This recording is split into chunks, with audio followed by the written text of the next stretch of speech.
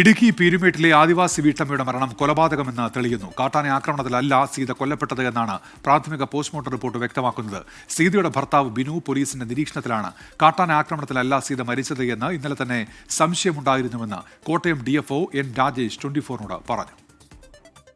പോലീസും ബാക്കിയുള്ളവർ അതിന്റെ രീതിയിൽ പോകും. നമ്മൾ ഇന്നലെ ഇതിന്റെ ഒരു സംഭവം എന്ന് വെച്ചിട്ടുണ്ടെങ്കിൽ ഇന്നലെ ഇത് നടക്കുമ്പോൾ തന്നെ ഇതിൽ ഇയാളുടെ ഈ മൊഴിയും അയാളുടെ ദേഹത്ത് പരിക്കൊന്നുമില്ല എന്നുള്ള ഒരു ഇതെല്ലാം നമ്മൾ ഇന്നലെ തന്നെ കൺഫേം ചെയ്തിട്ടുണ്ടായിരുന്നു. ഇവരുടെ ദേഹത്തുള്ള മുറിവുകളൊന്നും ഒരു ആനയുടെ ആക്രമണത്തിന്റേതായ യാതൊരു മുറിവും അവരുടെ ദേഹത്തില്ല.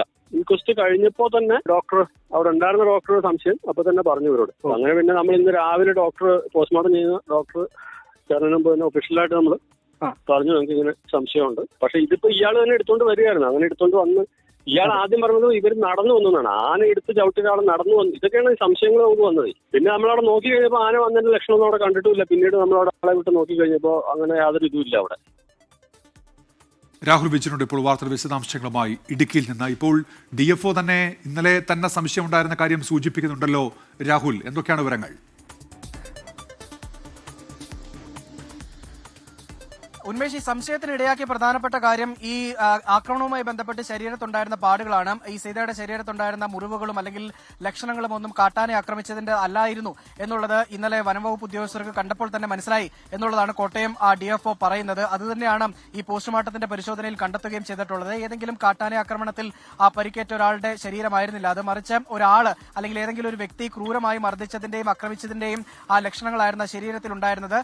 തല അത് ഏതെങ്കിലും പരുക്കനായിട്ടുള്ള പ്രതലത്തിൽ ഇടിപ്പിച്ചതിന്റെ ലക്ഷണങ്ങൾ ഉണ്ടായിരുന്നു. പാറ പോലുള്ള സ്ഥലത്ത് തല ചെന്ന് ഇടിച്ചതിന്റെ പാടുകൾ ഉണ്ടായിരുന്നു. മാത്രമല്ല ഈ രണ്ട് സൈഡിലെയും ഇരുവശങ്ങളിലെയും വാരിയെല്ലുകൾ ഒടിഞ്ഞിട്ടുണ്ടായിരുന്നു. ഒരു വശത്തെ 6ഉം ഒരു വശത്തെ 7ഉം വാരിയെല്ലുകൾ ഒടിഞ്ഞിട്ടുണ്ടായിരുന്നു.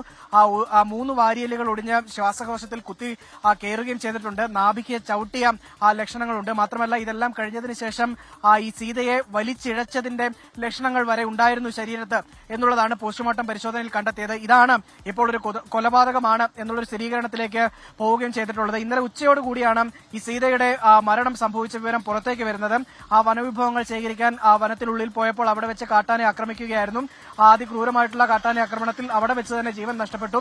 സീതയുടെ ഭർത്താവ് ബിനുവും അതുപോലെ തന്നെ 2 കുട്ടികളും ഒപ്പം ഉണ്ടായിരുന്നു എന്നുള്ളതാണ് ആദ്യഘട്ടത്തിൽ പുറത്തേക്ക് വന്ന വിവരം. ഇതെല്ലാം ബിനു തന്നെയാണ് പറയുകയും ചെയ്തിരുന്നത്. മാത്രമല്ല ബിനുവിനും കാട്ടാന ആക്രമണത്തിൽ പരിക്കേറ്റിരുന്നു എന്നുള്ളതായിരുന്നു ബിനു പറഞ്ഞിരുന്നത്.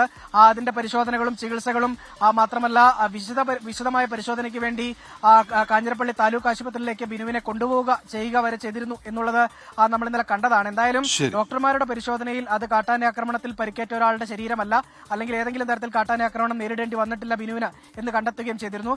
വിശദമായിട്ടുള്ള പരിശോധന ഇനി നടത്തേണ്ടതുണ്ട്, അന്വേഷണം നടത്തേണ്ടതുണ്ട്. ഇനി ഈ ശാസ്ത്രീയ തെളിവുകൾ ഉൾപ്പെടെ ശേഖരിക്കുന്നതിന് വേണ്ടിയുള്ള നടപടിയായിരിക്കും പോലീസിന്റെ ഭാഗത്തുനിന്നുണ്ടാവുക. നിലവിൽ ഇപ്പോഴും ഈ ബിനുവിനെ കസ്റ്റഡിയിൽ എടുത്തിട്ടില്ല, നിരീക്ഷണത്തിലാണ്. ഉടൻ തന്നെ കസ്റ്റഡിയിൽ എടുക്കുന്ന നടപടി പീരുമേട് പോലീസ് സ്വീകരിക്കുകയും ചെയ്യും. ഉന്മേഷ്. ശരി രാഹുൽ വിജയനാണ് ഇടുക്കിയിൽ നിന്ന് വാർത്തയുടെ വിശദാംശങ്ങൾ നൽകിയത്.